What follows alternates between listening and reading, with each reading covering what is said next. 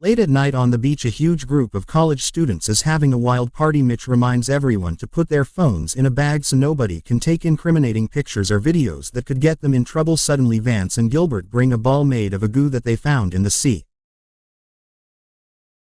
They want to make a bigger fire to burn it, but they get distracted when insults are thrown and an argument ensues. The ball is forgotten and the crowd keeps having fun for the rest of the night. The next morning, Kaylee wakes up next to Mitch in the lifeguard stand and awkwardness takes over their interaction as they remember last night.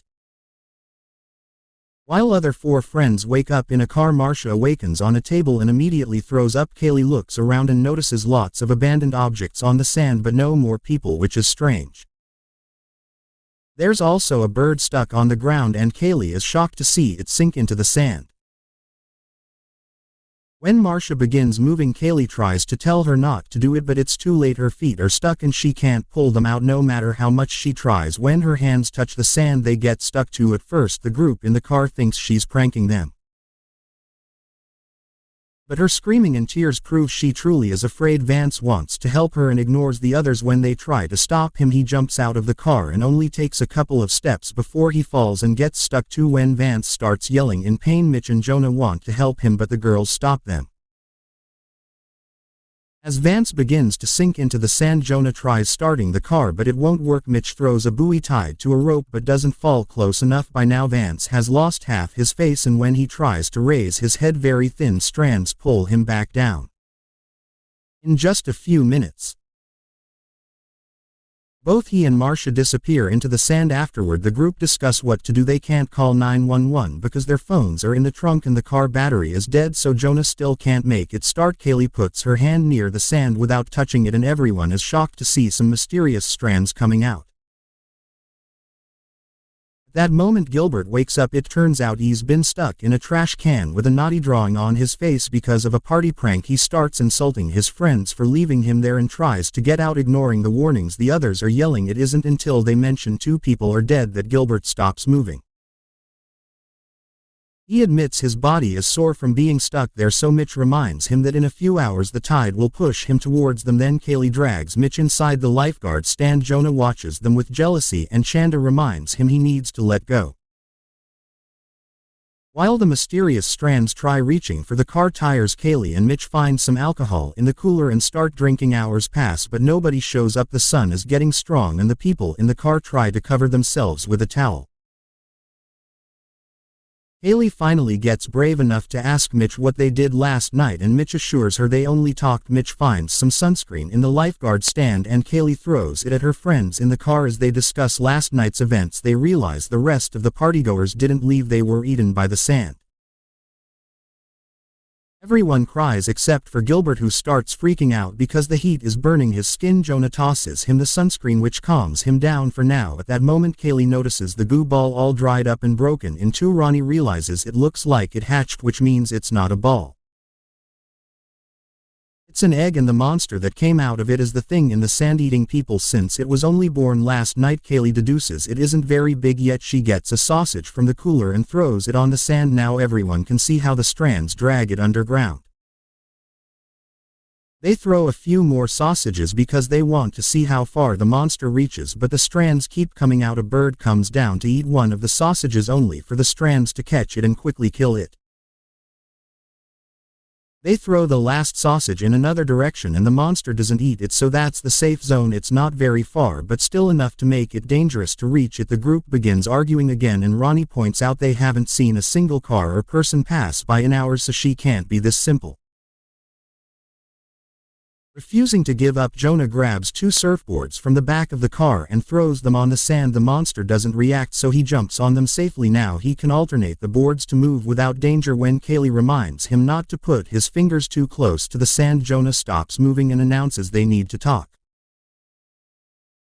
He calls out everyone who cheated last night, but his friends think this should be a talk for later. Their priority should be escaping. Jonah keeps moving and when he reaches a bench, the surfboard slips and he almost falls, but he grabs onto the bench at the last second. The others notice that the monster strands are moving the boards back and tell Jonah to come back, but he insists he can still save himself. Suddenly the strands appear under Jonah and touch his stomach, so he makes a jump to finally reach the top of the table.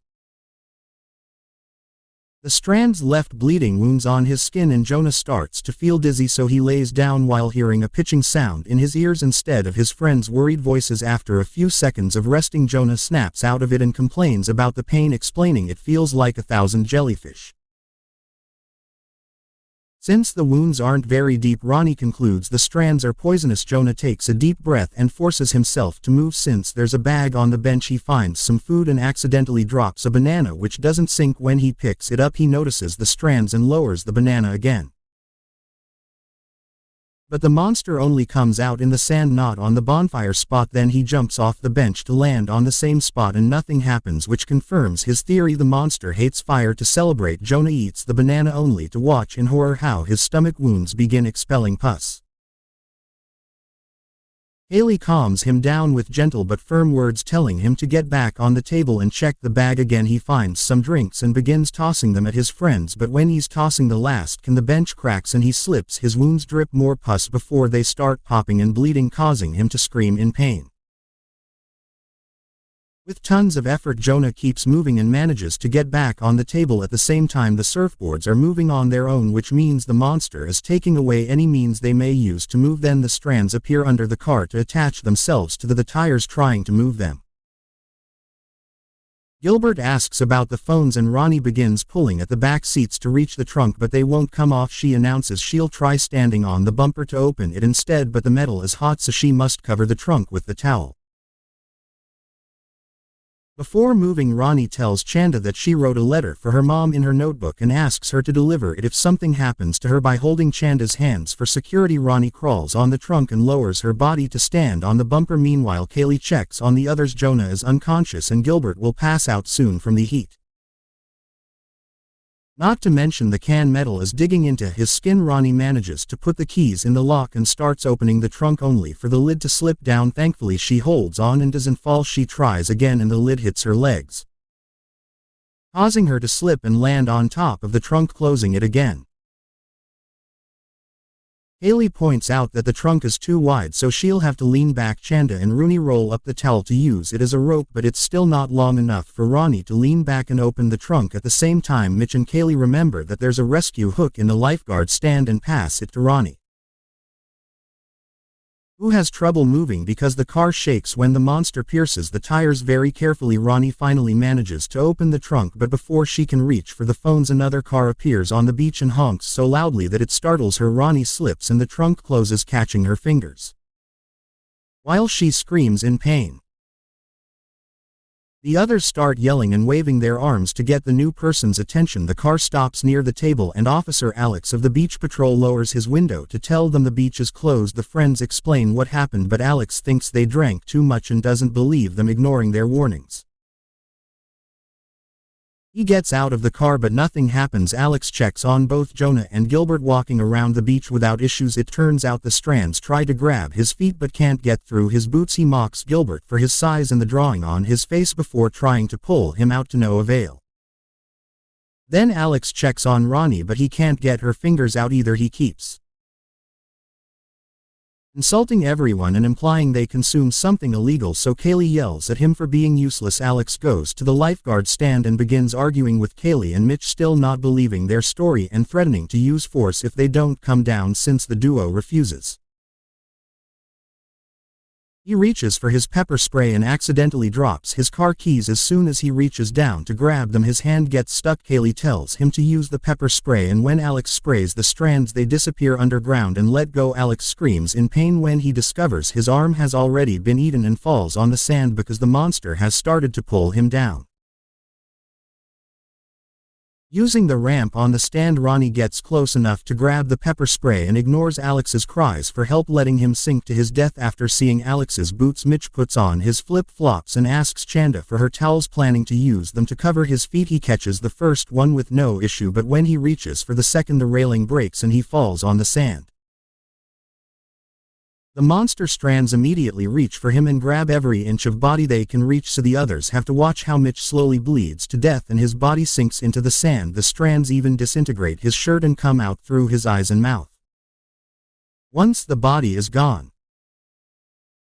The blood marks the spot where he died. Afterward, Kaylee notices that the monster is moving the broken railing and tells Chanda to grab it. Kaylee breaks more of the railing and tosses it at Chanda too with the towel. Then she decides to risk it and jumps off the stand, luckily landing on the car. Suddenly Kaylee punches Chanda for getting naughty with her boyfriend, and the girls decide they're even now. Jonah apologizes to Kaylee for what he did and they say, "I love you," to each other. Gilbert uses his last strength to turn around in the trash can to communicate better with his friends, and the strands keep reaching out for the dripping blood. Kaylee and Chanda pull Ronnie's body until they manage to get her hand out. Then they bandage it with the towel. Then they put the railing pieces on the sand to make a bridge, and Chanda walks on it while explaining she actually did nothing with Jonah last night. After Chanda makes it safely to the table, Kaylee crosses too to reach her boyfriend. Ronnie comes next, but she gets distracted when she notices blood dripping from the towel. As Ronnie loses balance and falls, Kaylee begins spreading paper spray to buy them some time. It appears Ronnie is fine and Kaylee grabs her arm. However, the monster strands reach Ronnie's other arm and bring her down to make her sink. Everyone cries, unaware that the strands are slowly going up Gilbert's trash can. Chanda decides to try Mitch's plan by covering her feet with the towels. She runs as fast as she can and manages to get on top of Alex's car. Suddenly Gilbert feels the can moving and panics.